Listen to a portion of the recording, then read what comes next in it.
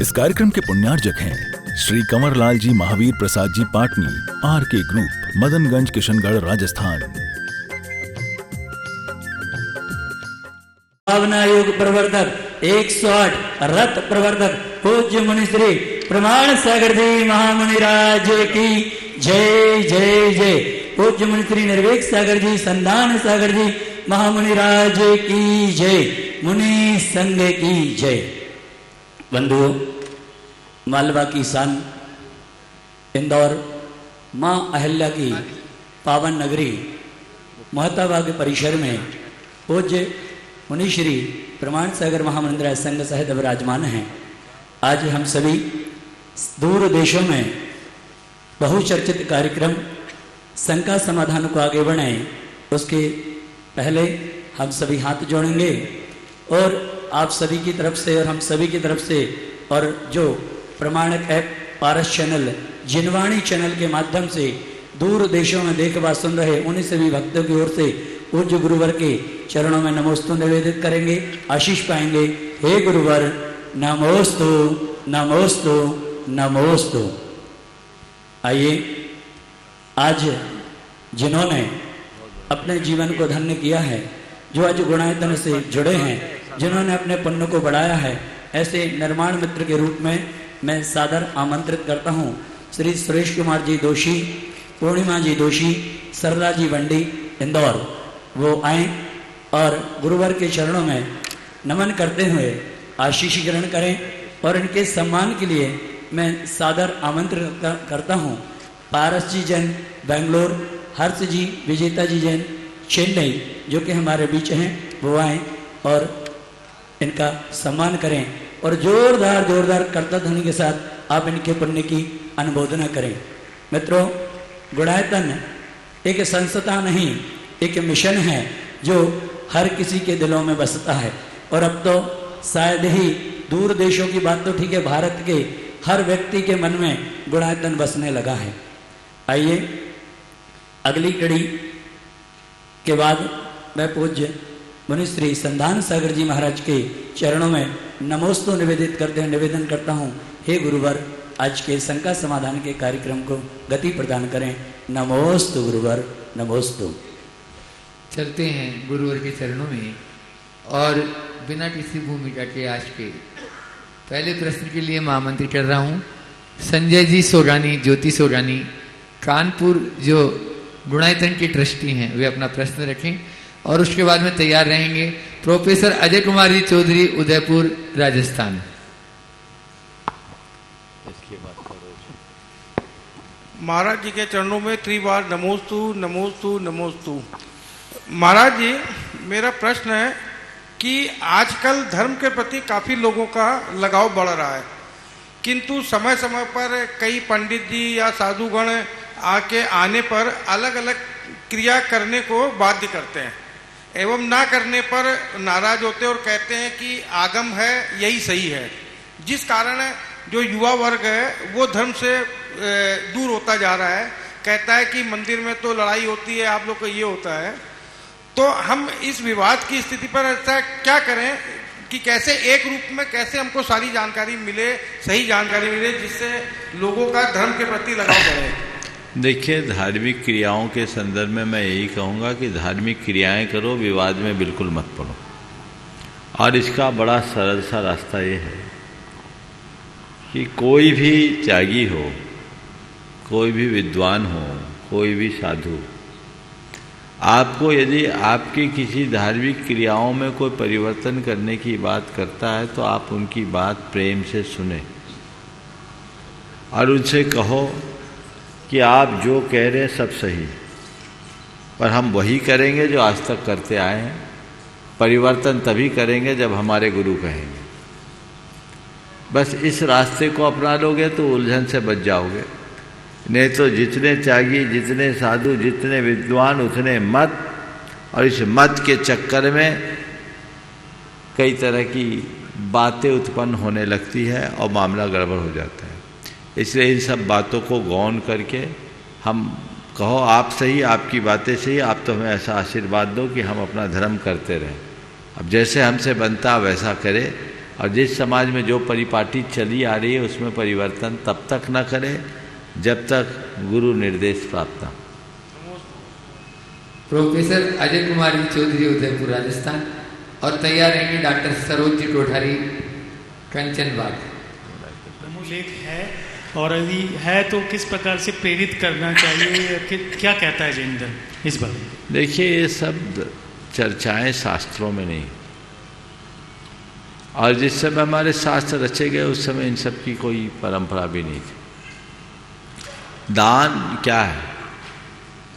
जो हमारे आत्म कल्याण में सहायक बने या जो हमारे जीवन निर्वाह का आधार बने, ऐसे कार्यों के लिए जिससे स्वपर का अनुग्रह हो, उसमें अपने द्रव्य के त्याग का नाम दान। इस अर्थ में देखा जाए तो ऐसे किसी दान की चर्चा हमारे शास्त्रों में नहीं मिलेगी। लेकिन मैं एक बात अक्सर कहता हूँ कि हमें हर कार्य धर्म अधर्म या पुण्य पाप से प्रेरित होकर नहीं करना चाहिए। जिन बातों का संबंध मानवीय संवेदनाओं से हो, उनको पुण्य पाप धर्म अधर्म से ऊपर उठ करके करना चाहिए। चाहे रक्तदान हो, चाहे अंगदान हो, चाहे देहदान हो। यदि इस प्रक्रिया से मानवता का हित होता है तो आप अपना विचार करें। धर्मशास्त्र इसमें कुछ नहीं कहेंगे, इनको आप उसी हिसाब से करें। डॉक्टर सरोज जी कोठारी जो गुणायतन की ट्रस्टी होने के साथ में भावना योग की कोऑर्डिनेटर भी हैं, एक बार जोरदार तालियों से डॉक्टर सरोज जी का स्वागत अभिनंदन कर दें। वे अपना प्रश्न गुरु चरणों में रखें और उसके बाद में निवेदिता जैन तैयार रहें, कतर दोहा। नमस्ते गुरुदेव। यह कहा जाता है कि मेकअप की उम्र में धर्म कर लो, चेकअप की उम्र में धर्म नहीं होगा। मेरा प्रश्न ये है कि वर्तमान में मेकअप और चेकअप तो आजीवन चलता है, तो इंसान धर्म कौन सी उम्र में करे? बहुत अच्छी बात है। मेकअप की उम्र में धर्म कर लो, चेकअप की उम्र में धर्म नहीं कर पाओगे। और मैं ये कहूँगा कि जो मेकअप की उम्र में धर्म करेगा उसका बैकअप भी अच्छा बना रहेगा। समझ गए? तो अपना बैकअप अच्छा बनाए रखना चाहते हो, जब जागो तभी सवेरा। ये बात हमारे शास्त्रों में बहुत प्राचीन समय से कही गई। यावत स्वस्थो अयम देह यावत मृत्युश्च दूरता तावत आत्महितम कुर्यात् प्राणांते किम करिष्यसि। जब तक शरीर स्वस्थ है, जब तक मृत्यु निकट नहीं है, तब तक आत्महित का उद्योग कर लो। प्राण निकलने लगेंगे तो फिर क्या करोगे? इसलिए बिल्कुल जिसने भी ये बात कही है कि मेकअप की उम्र में धर्म कर लो, चेकअप की उम्र में तो धर्म कर ही नहीं पाओगे और फिर बैकअप अपने आप खत्म हो जाएगा। इसलिए इस पर बहुत ध्यान देना चाहिए। नमस्ते गुरुदेव। निवेदिता जी जैन वे अपना प्रश्न रखें और उसके बाद में आज अपने बीच में बेंगलोर से शिरोमणि संरक्षक पारस जी चौवटिया पूरे परिवार के साथ में यहाँ पर उपस्थित है। जब मन करता है तभी बस हवा में उठकर यहाँ आ जाते हैं। नमोस्तु महाराज जी, नमोस्तु महाराज जी, नमोस्तु महाराज जी। सभी चुल्लक महाराज जी को इच्छा में महाराज जी, मेरा क्वेश्चन भक्तांबर में जो अभी हम लोग दिए से विधान करते, दीपक जलाते हैं, उससे संबंधित है। आपको जैसे विदित है कि कतार में मंदिर तो है नहीं, हम लोग घरों में ही करते हैं हर महीने एक बार भक्तांबर। और उसमें अभी हम लोगों ने शुरू किया है कि हम उसमें 48 दिए जलाएंगे। तो उसमें थोड़ा कॉन्फ्लिक्ट हुआ था। कुछ लोग कह रहे थे कि सेंटर से दिया जलाना है, कोई कह रहा राइट साइड से जलाना है, तो समझ नहीं आ रहा था मुझे। तो मैंने कहा मैं आपसे इसका सॉल्यूशन ले लेती हूँ, आप बताइए प्लीज़। अरे दिया जलाना है चाहे जैसे जले, पर इतने सावधानी से जलाना कि दिया ही जले और कुछ न जले। हाँ, बस ये सावधानी रखना चाहिए। बहुत सुंदर। कहीं से भी लगा सकते हैं। हाँ हाँ। नमोस्तु महाराज। हाँ। नमोस्तु पारस जी चौवटिया बेंगलोर शिरोमणि संरक्षक गुणायतन पूरे परिवार के साथ में आज उपस्थित हैं। वे अपना प्रश्न गुरु चरणों में रखें और उसके बाद में शोभा जी राकेश शर्मा तैयार रहेंगे। गुरु जी के चरणों में नमोस्तु नमोस्तु नमोस्तु। जैसा महाराज साहब ने कहा ऐसा ही है। कि बस जब भी मन करता है तो बस मिलने के लिए तुरंत चले आते हैं। और महाराज साहब की इतनी कृपा है कि जब भी यहाँ आते हैं समय इसमें से भी समय निकाल के आशीर्वाद दे देते हैं। आज मैं मेरे बेटे, बहू और पोती और धर्मपत्नी के साथ महाराज साहब के सिर्फ और सिर्फ आशीर्वाद लेने आया हूँ। हमें, हमारे परिवार को आशीर्वाद ग्रहण करें। बहुत सुंदर। एक बार जोरदार अभिनंदन कर दें इनका। बड़े लगनशील और समर्पित है, और उतने दूर से भी चातुर्मास में मेरे ख्याल से 7वां ट्रिप होगा, तो ये लोगों के लिए प्रेरणा है। बहुत सुंदर समर्पण है गुरु के। हाँ, राकेश शर्मा जी, शोभा राकेश शर्मा जी, अगला अपना प्रश्न करें। और इधर फिर उसके बाद में ब्रह्मचारिणी सविता दीदी, वे अपना प्रश्न गुरु चरणों में रखें। हाँ, जा रहे ठीक। श्रेष्ठ मुनिवर को बारंबार प्रणाम। नमस्तु।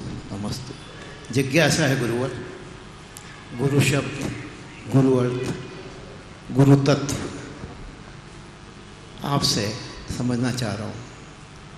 जय हुआ। गुरु शब्द, गुरु अर्थ और गुरु तत्व को समझना चाहते हैं। देखिए, गुरु शब्द भारतीय संस्कृति का बड़ा मौलिक शब्द है। गुरु शब्द के अगर शब्दार्थ को देखें तो उसके 2 प्रमुख अर्थ निकलते हैं। गुरु जो भारी हो अथवा गुरु जो महान हो। लेकिन जब हम गुरु तत्व की तरफ देखते हैं तो हमें इसी शब्द से 2 अलग अलग शब्द निकलते दिखते हैं, गु और रू। जो गूढ़ अंधकार से रोशनी तक पहुंचा दे वो गुरु। हमारे गुरुदेव ने गुरु तत्व को प्रकट करते हुए एक बहुत सुंदर हाइकू लिखा। गुरु ने मुझे प्रकट कर दिया, दिया दे दिया। क्या किया? गुरु ने मुझे प्रकट कर दिया, दिया दे दिया। हम लोग बहुत प्राचीन काल से ये कहते हैं, अज्ञान तिमिरांधानाम ज्ञानांजन शलाकया चक्षुरुन्मीलितम येन तस्मै श्री गुरुवे नमः। जो अज्ञान के अंधेरे से अंधे हो गए, उन अज्ञान अंधकार में फंसे हुए भक्तों को जिन्होंने ज्ञान की अंजन सलाका लगाकर नयनोन्मीलन किया है, वे गुरु। तो गुरु बहुत महान है। हम उनकी केवल शरण पा सकते हैं। और गुरु की महिमा जहाँ तक आप पूछते हो तो मैं कहूँगा, गुरु की महिमा वर्णी न जाए, गुरु नाम जपो मन वचन का। दादा दीदी जी दसम प्रतिमाधारी अपना प्रश्न गुरु चरणों में रखें, और उसके बाद में तैयार रहेंगी डॉक्टर अर्चना राका उदयपुर। परम पूज्य महामुनि त्रय के चरणों में कोटि सा नमोस्तु। क्षुल्लक पंच के चरणों में इक्षामि। मुनि श्री, आपने जो अभी भक्तांबर स्तोत्र पर जो विशद व्याख्या की है, 4 बातों को लेकर चले हैं 4 चरणों के माध्यम से। बहुत ही अच्छी पठनीय पुस्तक है और उसको पढ़ कर के मन में बहुत आनंद उत्पन्न हो रहा है। लेकिन इसी के संदर्भ में एक प्रश्न है कि जब जब जिन धर्म पर संकट आया है, तब तब हमारे महामुनियों ने स्तोत्रों की रचना की है।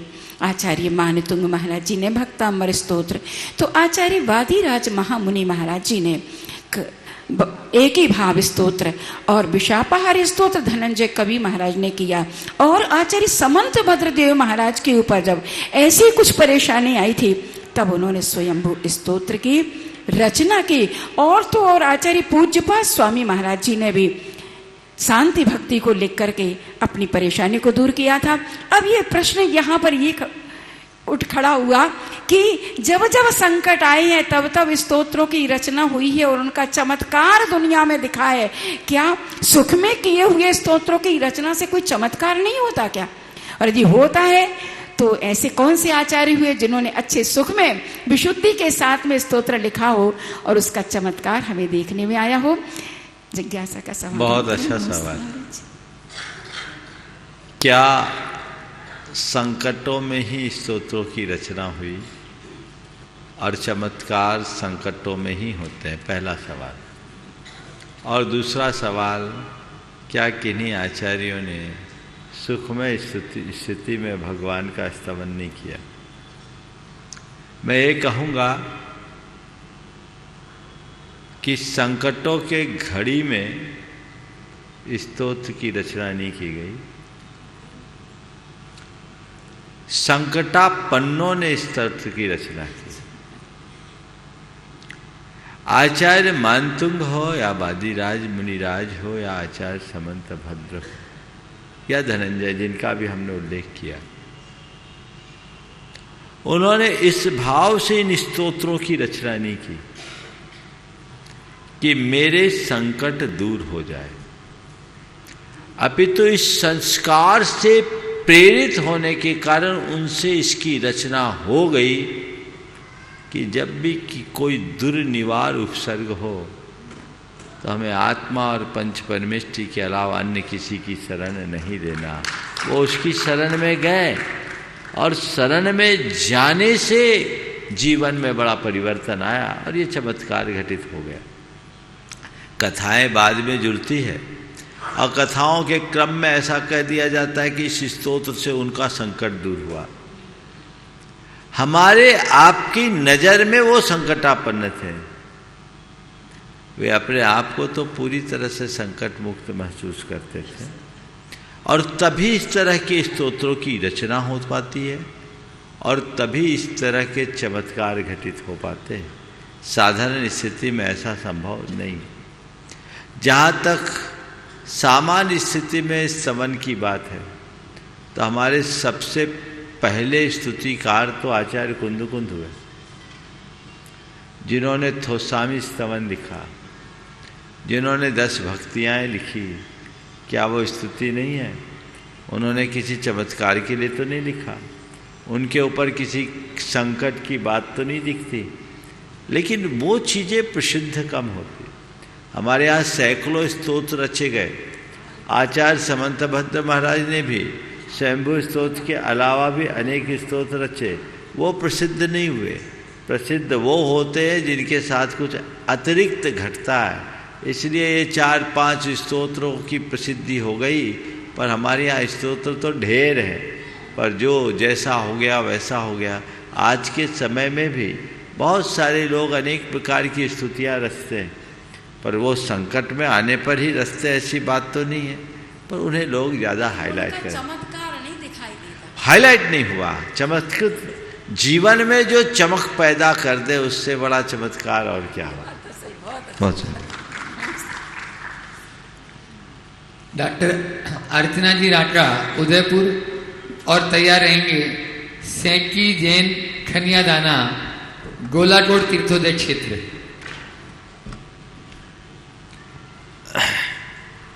नमोस्तु महाराज जी, नमोस्तु महाराज जी, नमोस्तु महाराज जी। मेरा प्रश्न है कि जब परिवार के किसी प्रिय सदस्य का वियोग हो जाता है तो उसके जाने के बाद जो आत्म ध्यान है या जो निराशा है, उस आत्म ध्यान और निराशा से मुक्त होने के लिए हमें क्या करना चाहिए? तत्व ज्ञान का आश्रय लेना चाहिए, संयोग वियोग के स्वभाव को समझना चाहिए। ये बात अपने मन मानस में बिठालना चाहिए कि हर संयोग वियोग में है, आना जाना तो लगा हुआ है। और कुछ नहीं है तो जो बचपन में हमने पढ़ा और सुना है कि राजा राणा छत्रपति हाथिन के असवार मरना सबको एक दिन, अपनी अपनी बात। इस तरह की बातों का आलम्बन लेकर अपने अंदर स्थिरता लाने की कोशिश करनी चाहिए। नमस्ते महाराज। सैंकी जैन खनिया दाना और उसके बाद में चंद्रकला जी पाटनी रांची तैयार रहेंगे। ओ श्री के चरणों में त्रिवार नमोस्तु नमोस्तु नमोस्तु, मुनीशंकर के चरणों में नमोस्तु नमोस्तु नमोस्तु, सुल्लक श्री को इक्षामि इक्षामि इक्षामि। हे महाराज श्री, मेरा प्रश्न यह है कि सबसे ज़्यादा भारत में लक्ष्मी जी की पूजा होती है, सबसे ज़्यादा अपन लोग ही लक्ष्मी जी की पूजा करते हैं, तो बाकी अन्य देशों में लक्ष्मी ज़्यादा क्यों है? और सबसे ज़्यादा शक्ति की पूजा भी भारत में ही होती है, तो अन्य देश सबसे ज़्यादा शक्तिशाली क्यों है? हमेशा भारत अन्य देशों से पीछे ही क्यों रहता है? भारत विकासशील देश है लेकिन विकसित क्यों नहीं? बहुत अच्छा सवाल। तुम्हारे ही सवाल को आज से लगभग 8 साल पहले, जब मैं जयपुर में था, 9 साल पहले, एक युवक ने पूछा था कि सारे देवी देवताओं की पूजा हम करते हैं, धर्म हम सबसे ज़्यादा करते हैं, पर संपन्नता, शक्ति और टेक्नोलॉजी दूसरों के पास क्यों, हमारे पास कम क्यों? उसके सवाल के उत्तर में मैंने जो जवाब दिया था, मैं आज उसे ही दोहराना चाहता हूँ। मैंने उससे कहा, देखो भाई, संपन्नता और विपन्नता का संबंध है, पूजा पाठ से नहीं है। अगर भारत के अतीत को देखते हैं तो एक समय भारत सोने की चिड़िया के रूप में जाना जाता था। ऐसे रिकॉर्ड बताते हैं कि भारत की इकोनॉमी विश्व में सर्वाधिक थी। आज हमें दुनिया के दूसरे देशों को देखते हैं तो अपने आप को काफ़ी पिछड़ा हुआ मानते हैं। हालांकि विकास के दौर में भारत अभी 5th इकोनॉमी में तो आ गया है, 5वें में आ गया। हाँ, सवाल किसका है? संपन्नता का संबंध किससे, इसे समझिए। अमेरिका या अन्य देशों में ये जो संपन्नता है उसका कारण क्या है और हम पिछड़ रहे, उसकी वजह क्या है? संपन्नता का कारण वहां का माहौल है।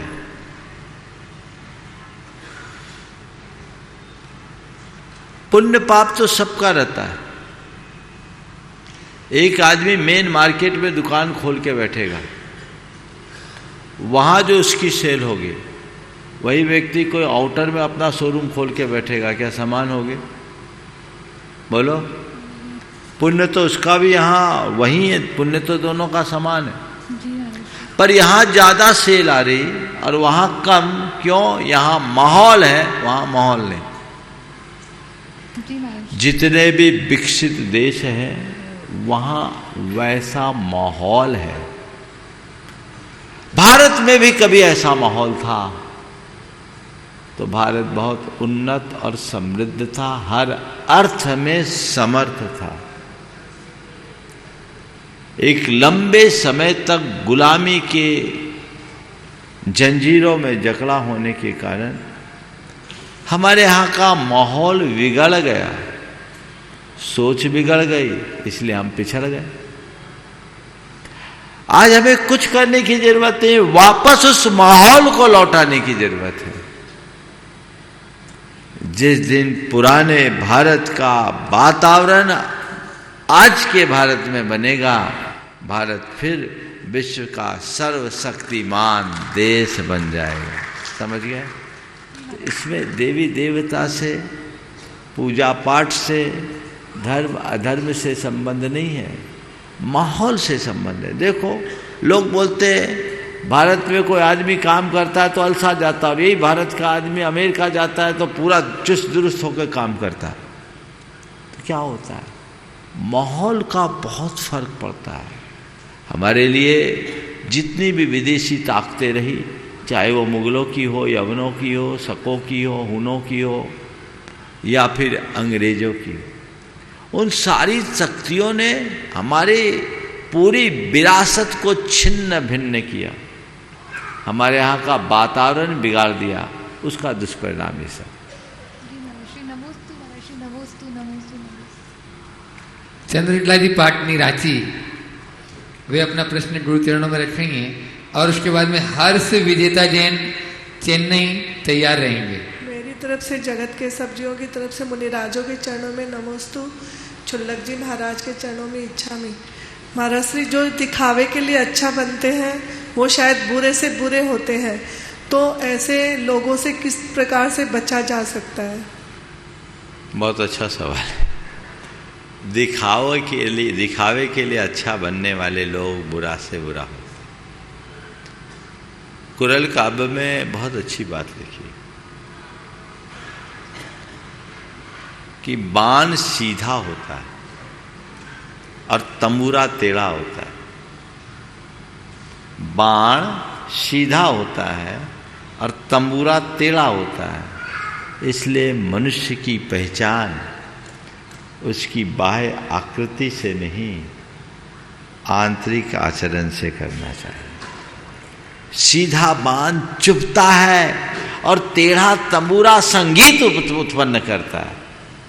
तो व्यक्ति अंदर से कैसा, ये हमें पहचानने की कोशिश करनी चाहिए। दूसरों के सामने अच्छा बनना और अपने जीवन को अच्छा बनाना, दोनों में बड़ा अंतर है। हम अपने आप को अच्छे की तरह प्रस्तुत करें, ये तो एक प्रकार की आत्ममुग्धता है। हम अपने आप को अच्छा बनाएं, यही सच्चा पुरुषार्थ है। तो हमें आत्म पुरुषार्थ ही बनना चाहिए।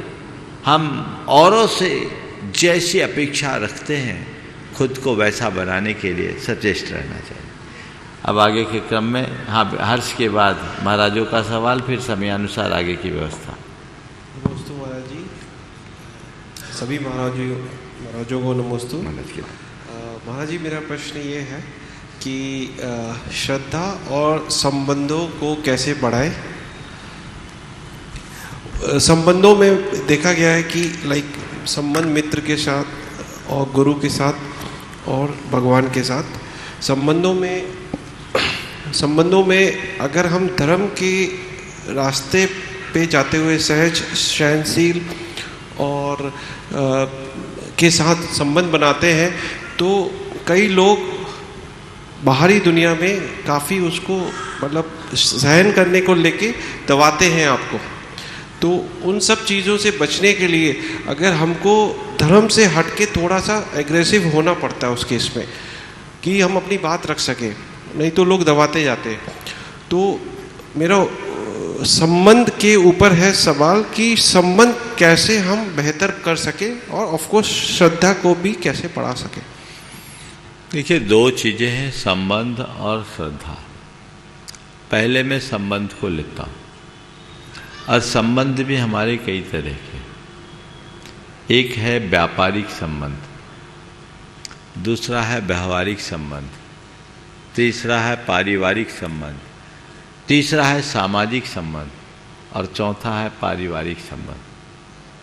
चारों प्रकार के संबंध में हमें अलग अलग दृष्टिकोण रखना चाहिए।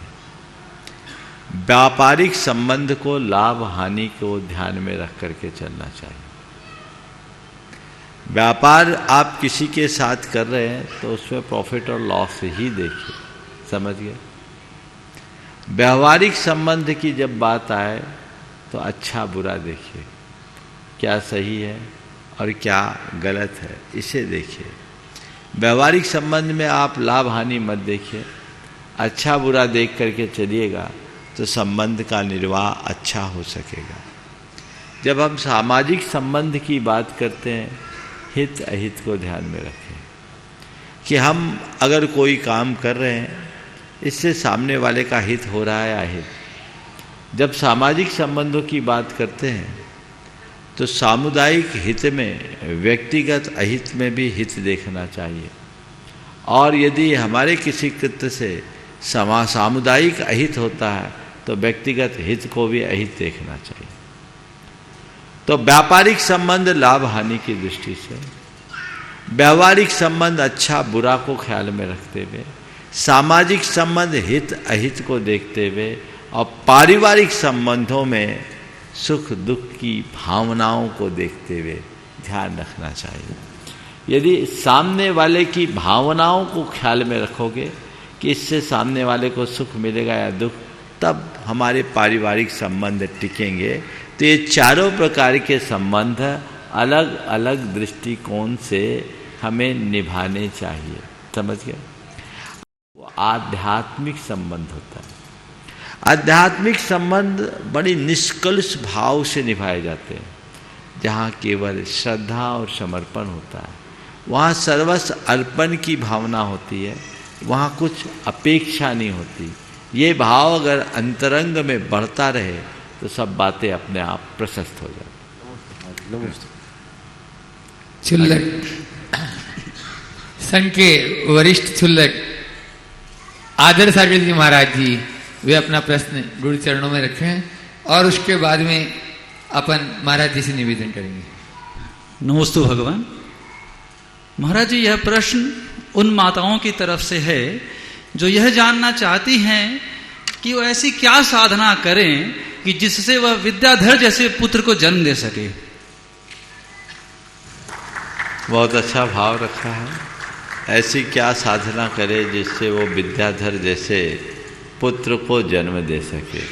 मैं तो यही कहूँगा कि विद्याधर जैसे पुत्र को जन्म देने के लिए श्रीमंती बने। और आचार्य मानतुंग की उसी उक्ति को मैं सामने रखूँगा कि स्त्री नाम सतानि सतसो जनयन्ति पुत्रान् नान्या सुतम तदुपमम जननी प्रसूता सर्वा दिशो ददति भानि सहस्र रश्मि प्राचेव दिग जनयति स्फुरदंशु जालम। तो अगर सूरज उगाना है तो प्राची बनो। ध्यान रखने की बात यही है कि लोकोत्तर को वही जन्म देता है जो खुद लोकोत्तर होता है। आप अपने अंदर वैसे मातृत्व को जगाइए ताकि एक सुसंतान को जन्म दिया जा सके। वर्तमान में इस विषय में बहुत शोध भी हो रहा है। गर्भ संस्कार के नाम पर एक बहुत बड़ी क्रांति, लेट फाइनल हो गया। गर्भ संस्कार के नाम पर एक बहुत बड़ी क्रांति है। और अब तो ये भी प्रयोग होने लगे हैं कि आप जैसे संतान को जन्म देना चाहते हैं आप उसका आह्वान कर सकते हैं।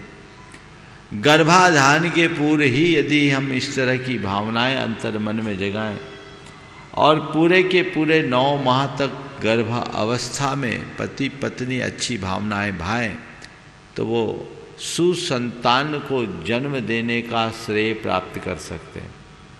आने वाले 2 तारीख से 7 तारीख तक पंच कल्याणक प्रतिष्ठा महोत्सव के अवसर पर, जो कि पूर्वी क्षेत्र है ना, पूर्वी क्षेत्र में वैभव नगर के पास नमो खेल प्रशाल में हो रहा है वो आयोजन, और जिसके बारे में मुझे अभी बताया गया कि आगामी 24 तारीख को उसके मुख्य पात्रों का भी चयन किया जा रहा है। पहली बात तो मैं उन सब लोगों के लिए कहूँगा कि वे लोग बड़े सौभाग्यशाली होंगे जिन्हें इस पंच कल्याणक के मुख्य पात्र बनकर उसमें सहभागिता का सौभाग्य मिलेगा। जिन्हें भी इसमें अपनी सहभागिता देने का मन है वे अब विचार विमर्श न करें, जल्दी से जल्दी अपना मनोभाव जगाए ताकि अचानक आए इस सुनहरे अवसर का लाभ उठाया जा सके। हाँ, तो उसका लाभ उठाया जा सके। मैं ये कह रहा था कि आगामी 2 और 3 दिसंबर को गर्भ संस्कार की क्रिया डॉक्टर गर्ग, क्या नाम है, अनिल गर्ग और इनकी पूरी टीम होगी। और इन दोनों दिन हम 9 मिनट का विशेष भावना योग भी कराएंगे। इस कार्यक्रम में वे दंपति जिन्हें आज तक संतान सुख नहीं मिला वो भी आए, जो गर्भवती स्त्रियां वो भी आए, जो भविष्य में इस तरह की योजना में हैं वे भी आए, तो निश्चित उसका बहुत अच्छा सुपरिणाम होगा और एक बड़ा भव्य आयोजन होगा। उसमें सब लोगों को आना चाहिए, इसका पूरा का पूरा लाभ होगा। आप संत को जन्म दे ये आपका सौभाग्य है, पर मैं आपसे कहता हूँ कदाचित संत को जन्म न दे सके तो कोई परवाह नहीं, सज्जन को जन्म दे दें, इसमें भी हमारा उद्धार होगा। दोनों हाथ जोड़ते हुए आप लोग हाथ जोड़ लें और अपन चलते हैं परम पूज्य निर्भीक सागर जी महाराज श्री चरणों में और निवेदन करते हैं पूज्य महाराज श्री जी से कि आप तो निसंक हैं, लेकिन अपनी संख्या के माध्यम से हम सबको ज्ञान की गंगा में अवगाहन करने का अवसर प्रदान करें। पूज्य महाराज श्री जी। मुनिश्री को नमोस्तु करते हुए, प्रायः धार्मिक क्रिया करते समय अथवा आवश्यकों का पालन करते समय एक कायुत्सर्ग शब्द का प्रयोग होता है और कायुत्सर्ग करने की चर्चा की जाती है। कायुत्सर्ग शब्द का कई बार ऐसा होता है कि 9 बार नमोकार मंत्र हम पढ़ लें, इसको कायुत्सर्ग मानते हैं। अथवा प्रायश्चित ग्रंथों में 300 श्वासोच्छ्वास, 400 श्वासोच्छ्वास आदि इसका भी वर्णन मिलता है। तो वास्तव में कायुत्सर्ग का क्या स्वरूप और किस तरह से हम करें जिससे कि वास्तविक फल की हमें प्राप्ति हो सके? बहुत अच्छा महाराज इसको अच्छे से जानते हैं, और मैं कह दूं तो हमसे अच्छा बता भी सकते हैं। आपने कायोत्सर्ग शब्द का अर्थ पूछा है। हम लोगों के नित्य व्यवहार में आने वाला ये शब्द है। कायोत्सर्ग का सीधा सीधा अर्थ है काया का उत्सर्ग, यानी शरीर के ममत्व के त्याग का नाम कायोत्सर्ग है। तो हम कुछ पल के लिए देह भाव से मुक्त हों। जैन दर्शन विशुद्धतया आध्यात्मिक दर्शन है जो भेद विज्ञान की बात करता है। तो हम भेद विज्ञान को सिद्ध करें तो बीच बीच में कायोत्सर्ग करें। कायोत्सर्ग करते समय हमें इस बात का आभास हो कि मैं देह नहीं आत्मा हूँ, मैं देह नहीं चेतन हूँ। ये भाव जगाने के लिए कायोत्सर्ग किया जाता है, कराया जाता है। अब वो कायोत्सर्ग की एक अवधि है। सामान्य कायोत्सर्ग 27 उच्छ्वास का होता है। 27 उच्छ्वास का सबसे छोटा कायोत्सर्ग, कहीं कहीं 25 उच्छ्वास का भी बताया। ये 27 उच्छ्वास का कायोत्सर्ग 9 बार नमोकार मंत्र पढ़ने में हो जाता है। हम एक बार नमोकार लेते हैं तो 3 बार श्वास लेना छोड़ना होता है। श्वास लिया नमो अर्हंतानम, श्वास छोड़ा नमो सिद्धानम, श्वास लिया नमो आयर्यानम, श्वास छोड़ा नमो वज्रायनम, पुनः श्वास लिया नमो लोए और छोड़ा सब्व शाहुनम। तो इस प्रकार 3 बार श्वास लेने और छोड़ने में हमारा 1 बार नमोकार होता है। तो हम लोगों ने गणित बिठा दिया कि इसके हिसाब से 9 बार नमोकार कर लो तो हमारे 27 उच्छ्वास का कायोत्सर्ग हो जाएगा। तो अब इसमें क्या हुआ कि कायोत्सर्ग तो गौण हो गया, नमोकार मुख हो गया, नमोकार भी गौण हो गया, उंगली चलाना मुख हो गया। तो वो एक रूढ़ी जैसी हो गई। हमें उतनी देर के लिए देह भाव से मुक्त होना चाहिए, वो भी नहीं। अब तो लोग हिलते डुलते कायोत्सर्ग करते रहते हैं। कई लोग तो कायोत्सर्ग करते करते भी उंगलियां चटकाते रहते हैं। ये नहीं, उतनी देर के लिए स्थिरता होनी चाहिए। स्वाभाविक है, जो भी क्रियाएं हम लोगों के बीच चलते रहती है तो चलते चलते लोग उन क्रियाओं में इतने अभ्यस्त हो जाते हैं कि उसी में रच पच जाते हैं। इसलिए फिर उसके भीतर की जो प्राणवत्ता है वो खंडित हो जाती है। तो हमें अपनी क्रियाओं में विशुद्धि और जागरूकता का ध्यान रखना चाहिए। 27 उच्छ्वास है, हम लोग प्रतिक्रमण करते उसमें 300 उच्छ्वास, 400 उच्छ्वास और 500 उच्छ्वास का ये एक प्रकार का विशेष अभ्यास है प्रायश्चित के रूप में। तो अलग अलग है, और लंबे लंबे भी कायोत्सर्ग किए जाते हैं। शाम के समय हम लोग आचार भक्ति करते हैं, अंत में 36 बार करते हैं, वो 4 कायोत्सर्ग है। सुबह हम लोग 18 बार नमोकार जपते हैं, वो 2 कायोत्सर्ग है। तो ये अलग अलग समय के हिसाब से अलग अलग व्यवस्था की जाती है। बिना मंत्र पढ़े भी श्वासोच्छ्वास की गिनती की जा सकती है, वो कायोत्सर्ग है। और यदि उतनी देर देह भाव से मुक्त हो गए तो सच्चा कायोत्सर्ग वही है।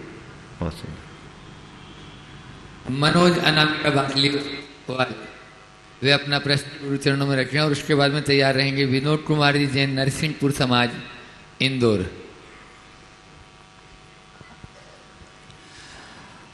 परम पूज्य गुरुदेव के पावन चरणों में नमोस्तु, श्री संघ के चरणों में नमोस्तु नमोस्तु नमोस्तु। गुरुदेव, प्रश्न मेरा नहीं है, जोधपुर से डॉक्टर विकास जी मोदी का प्रश्न है। उन्होंने पूछा है कि जो हाथ में कड़ा पहनते हैं और रक्षा सूत्र जो बांधते हैं उस पर नमोकार मंत्र लिखा होता है, पंच परमेश्वरी भगवान का नाम लिखा होता है, तो वो पहनना उचित है अथवा अनुचित? थोड़ा विस्तार से बताएं। नमोस्तु गुरुदेव। देखिए, कड़ा आदि पहनने की जरूरत क्या है? अब आजकल चलन में आ गया, अब लोग पहनते हैं, मुझे उसका औचित्य समझ में नहीं आता। रक्षा सूत्र के विषय में भी मेरा यही कहना है कि किसी प्रयोजन विशेष के लिए रक्षा सूत्र बांधा जाए, आयोजन पूरा हुआ और संकल्प का द्योतक है कि हमने विधान किया, हमने रक्षा सूत्र बांधा, हवन किया, खत्म हो गया। अब लोगों ने एक भ्रम बना लिया ये रक्षा सूत्र बांधने से मेरी रक्षा होगी, और कई लोग तो ऐसे पट्टे जैसे बांध लेते हैं, और वो सब केमिकल वाले रक्षा सूत्र होते, पट्टे होते, रक्षा सूत्र क्या बोले, कईयों को तो स्किन डिजीज भी हो गई। ये सब का औचित्य समझ में नहीं आता। ध्यान रखना, धागा बांधने से तुम्हारी सुरक्षा नहीं होगी। कई बार तो लोग हम लोगों के आगे हाथ बढ़ा देते हैं, महाराज आप हमें राखी बांध दो, धागा बांध दो।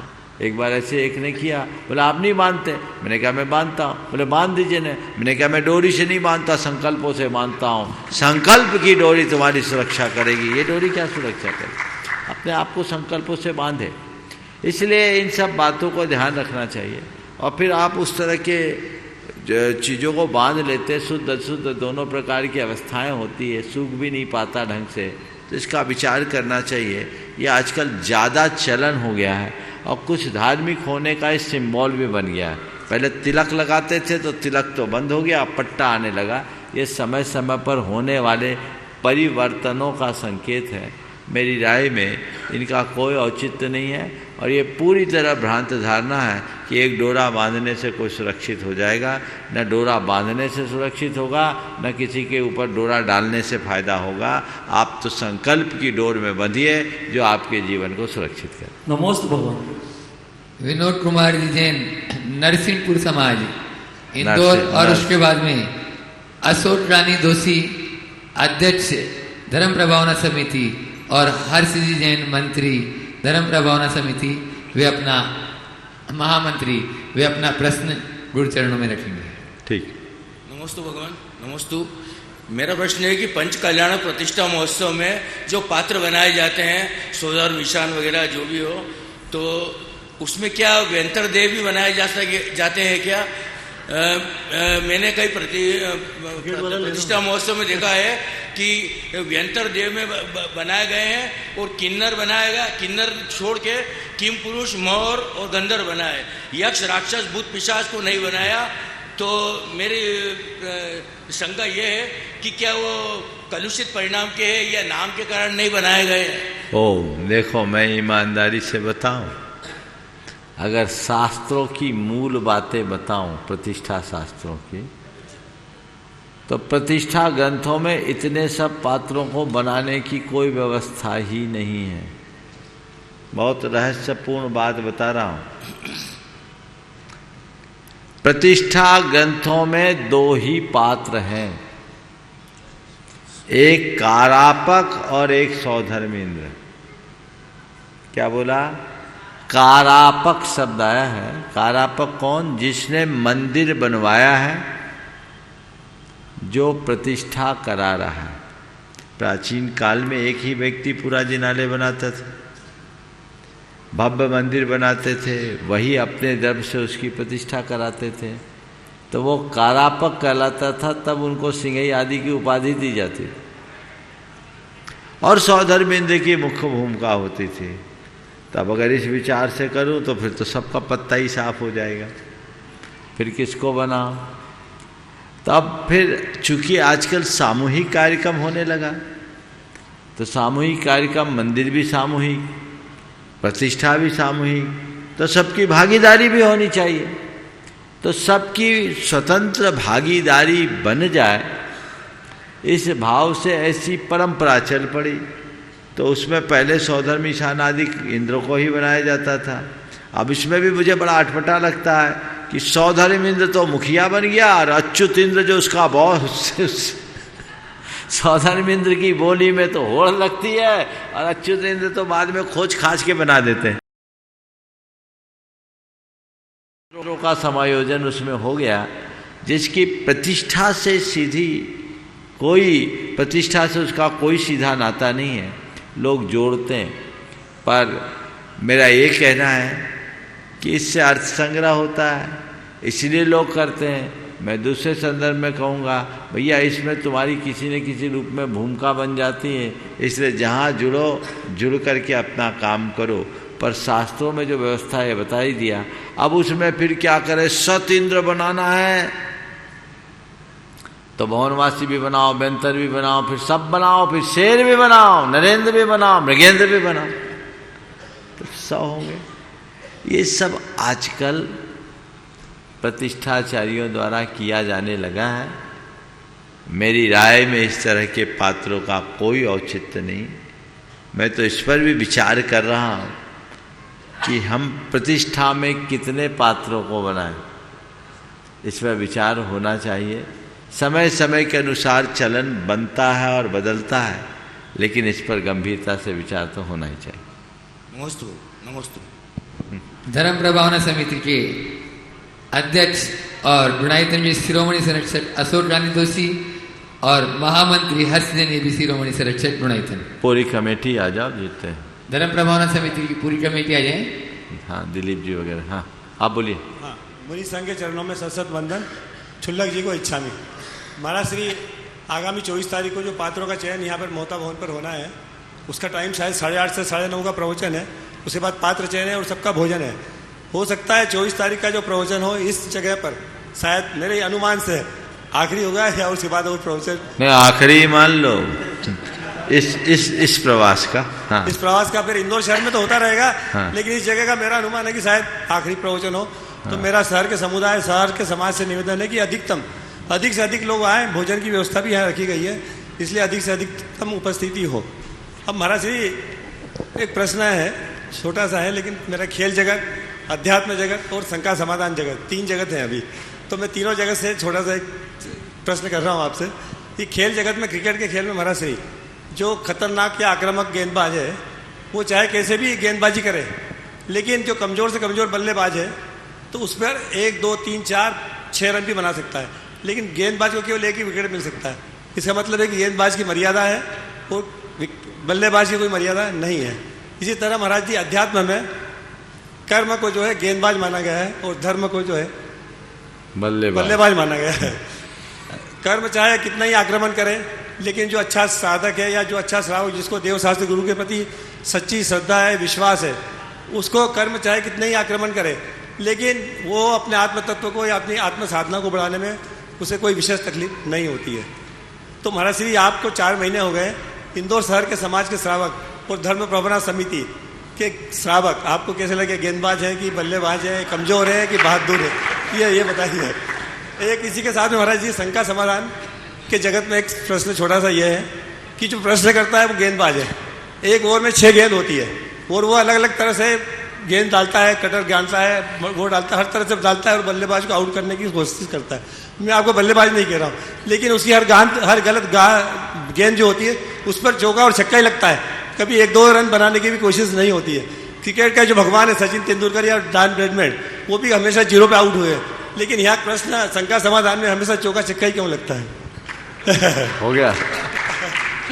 देखिए बहुत अच्छा, पहले तो इनके प्रश्न की एक बार दाद दे दीजिए। बहुत चिंतनपूर्ण प्रश्न है और बहुत दिन बाद उनका नंबर लगा है। बात जहाँ तक गेंदबाज और बल्लेबाज की बात है, इंदौर के लोगों को आप किस रूप में देखते हैं, बल्लेबाज या गेंदबाज? मैं तो एक शब्द में कहूँगा, मैं इन्हें ऑलराउंडर के रूप में देखता हूँ। ऑलराउंडर है, और ऑलराउंडर बहुत थोड़े लोग होते हैं, पर जमाना ऑलराउंडर का ही है। और मुझे लगता है कि धर्म प्रभावना समिति और उसके साथ जुड़े हुए कार्यकर्ताओं ने जिस प्रकार की भूमिका बनाई है, वो ऑलराउंडर ही नहीं, मैच जिताऊ ऑलराउंडर साबित हुआ है। समझ गया? अब आपका जो दूसरा सवाल है कि महाराज आपके तरफ फेंकी हुई घुगली पे भी आप चौका छक्का ही क्यों लगा देते? तो भैया अच्छा खिलाड़ी वही होता है जो सब प्रकार के गेंद को खेल सके। समझ गए? तो गेंद खेलो। और मैं थोड़ा कलाकार भी हूँ, मैं गेंद को खेलता भी हूँ, और कभी कभी कुछ ऐसी गेंदें होती हैं ना, उनको मैं धीरे से बाईपास भी कर देता हूँ। समझ गए? मुझे पता है कि किस गेंद को मुझे खेलना है और किस गेंद को हल्का सा पुश करके छोड़ देना है, तो बाईपास करना है। तो यही तो एक प्रवक्ता की पहचान होती है। हमारे यहाँ शास्त्रों में एक आदर्श वक्ता का लक्षण बताते हुए कहा कि एक वक्ता कौन है, कुशल वक्ता कौन है? प्रागेव दृष्टोत्तर, जो प्रश्नकर्ता के प्रश्न पूछने से पहले ही उत्तर को देख ले, वो वक्ता है। गुरुदेव का मुझे कुछ ऐसा आशीर्वाद मिला। वो हमसे हमेशा कहते थे, जब मैं उनसे बहुत प्रश्न किया करता था, जब संघ में था खूब प्रश्न किया करता था, तो वो कहते थे, प्रमाण सागर जी प्रागेव दृष्टोत्तर है बनो। एक दिन ऐसे ही कहे तो हमने कहा आप तो आशीर्वाद दे दो तो हमारा प्रश्न ही खत्म हो जाए, तो सब काम हो जाए। तो उनने फिर आशीर्वाद दिया, प्रागेव दृष्टोत्तर है। और मैं समझ रहा हूँ उसका ही परिणाम है कि ये चीज़ें आगे आती है, तो हमें वैसा ही देखना चाहिए। ओम। हाँ, मैं देख रहा हूँ डॉक्टर सुबोध जैन जो अपने यहाँ के अपोलो हॉस्पिटल के डायरेक्टर है, उनका सवाल आ जाए। और विशाल जैन, डॉक्टर विशाल जैन भी आ जाए। आइए अगले सवाल के लिए जल्दी आ जाए विशाल, दोनों आ जाओ जल्दी। समय कम है। डॉक्टर सुबोध जी और डॉक्टर विशाल जी माइक वहां तक पहुंचे। इसके बाद नमोस्तु महर्षि, मुनिवर के चरणों में सादर चरण बंदन। महर्षि, मेरा पृष्ठ सरल थोड़ा सा मेरे लिए लगता है। मैं ये जानना चाह रहा था महर्षि, शास्त्रों में भी लिखा है, किताबों में भी लिखा है कि सत्य बोलो, उसमें साथ में लिखा है हित मित प्रिय भी बोलो। दोनों बातें कई जगह तो काफ़ी मिलती जुलती हैं कि दोनों को मिला के बोला जा सकता है और व्यक्ति की भलाई की बात भी की जा सकती है और सत्य भी बोला जा सकता है। लेकिन कभी कभी एक डॉक्टर होने के नाते कड़वे शब्द भी बोलने पड़ते हैं। आपको कड़वी दवाई भी देनी पड़ती है, मरीज को उसके हितमित को देखते हुए, सत्य बोलते हुए उसको कड़क बोलना पड़ता है। तो महाराज से, और कई बार जैसा बताया झूठ भी बोलना पड़ता है। तो महाराज से मार्गदर्शन करें कि ऐसी परिस्थितियों में हम कई बार धार्मिक रूप से परेशान हो जाते हैं कि कहीं हम ऐसा है। धर्म का बहुत रास्ता अच्छा, प्रिय बोलना चाहिए, हितकारी बोलना चाहिए, अप्रिय सत्य नहीं बोलना चाहिए, अप्रिय असत्य नहीं बोलना चाहिए। तो बिल्कुल ठीक है। आपने कहा कई बार कड़वा बोलना पड़ता है। मैं कहता हूँ आप तो मेडिकल प्रोफेशन में हैं, कड़वी दवाइयों को भी तो शुगर कोटेड बना के दिया जा सकता है। कड़वा बोलना है, लेकिन उसको मीठे तरीके से भी बोला जा सकता है। और यदि ऐसा बोलने में हम समर्थ हो जाए तो हमारा व्यवहार बहुत अच्छा होगा। 4 प्रकार की भाषा का प्रयोग न करें, आरोप परक भाषा का प्रयोग न करें, आक्रोशजनक शब्दों का प्रयोग न करें, अपमानजनक शब्दों का प्रयोग न करें और आलोचना परक शब्दों का प्रयोग न करें, तो हम बहुत कुछ अच्छा कर सकते हैं। समय, हाँ आगे। नमस्ते।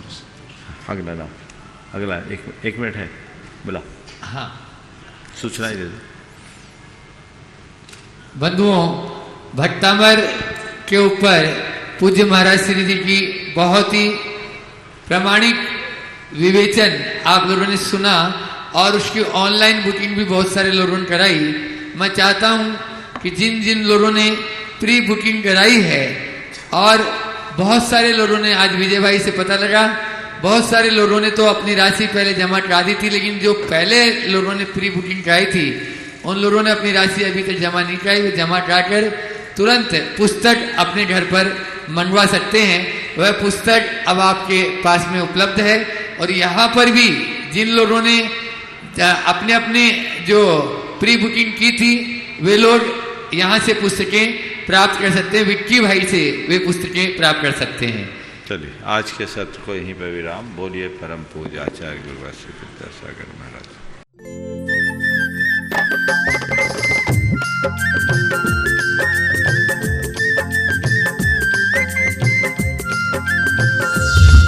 इस कार्यक्रम के पुण्यार्जक हैं श्री कंवरलाल जी महावीर प्रसाद जी पाटनी, आर के ग्रुप, मदनगंज, किशनगढ़, राजस्थान।